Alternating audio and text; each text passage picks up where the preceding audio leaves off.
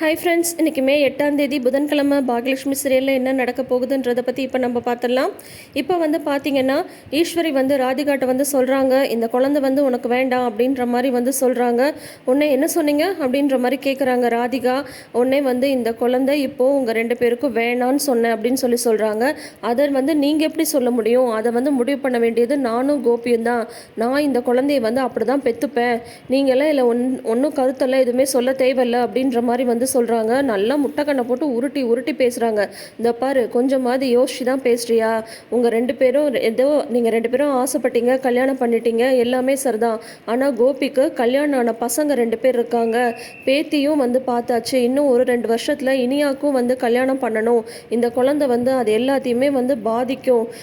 ஏன் உனக்கும் தான் ஒரு குழந்தை இருக்குது, அது போதும்ல உங்கள் 2 பேருக்கும். இப்போ எதுக்கு இந்த குழந்தை? கொஞ்சம் யோசிச்சு பாரு.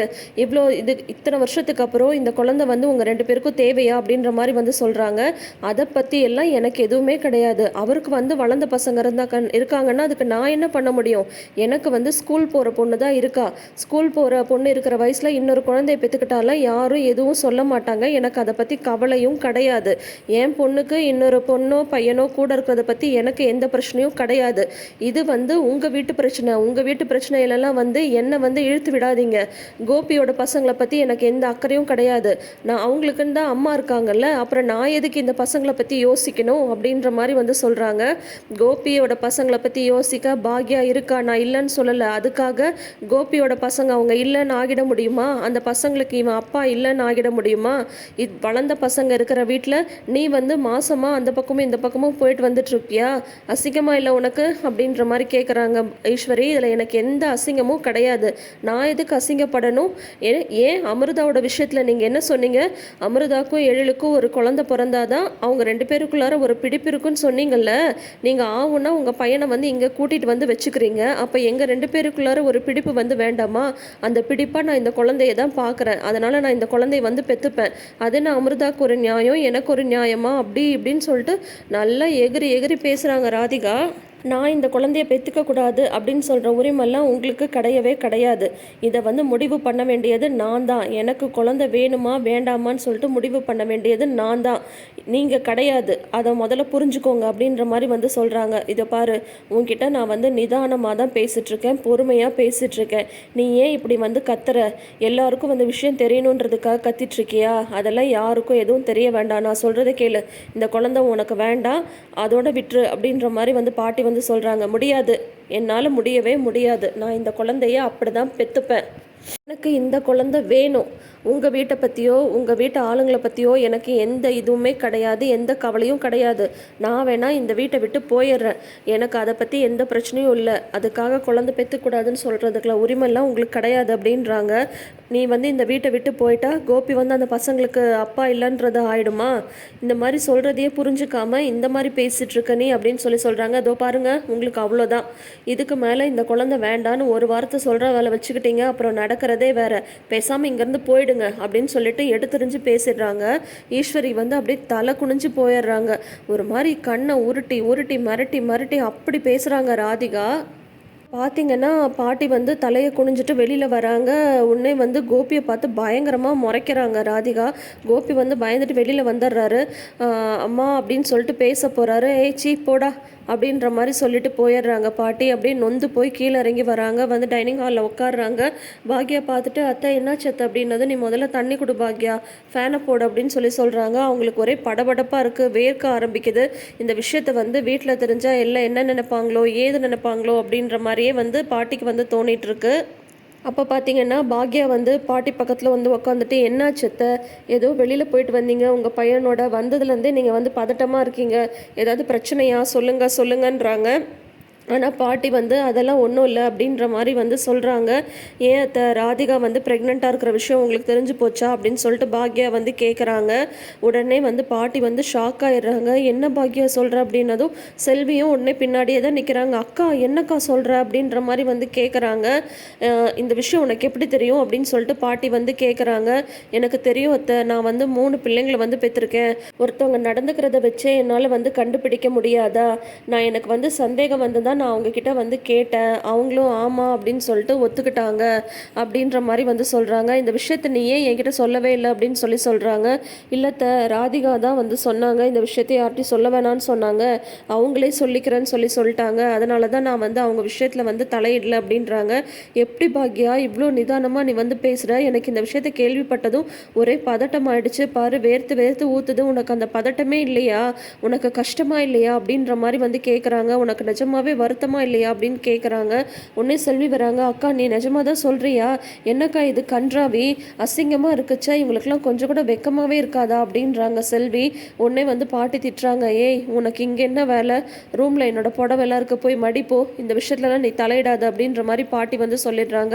பாக்யாவும் போ அப்படின்னு சொல்லிடுறாங்க. உடனே செல்வி வந்து போயிடுறாங்க அந்த பக்கம். அதுக்கப்புறம் வந்து பாக்யா வந்து சொல்கிறாங்க, என்னன்னு சொல்லி வருத்தப்பட சொல்கிறீங்க? என் வாழ்க்கையில் சம்மந்தமே இல்லாத ஒருத்தரோட வாழ்க்கையில் நடக்கிற இந்த விஷயத்துக்கெல்லாம் நான் எதுக்கு வருத்தப்படணும்?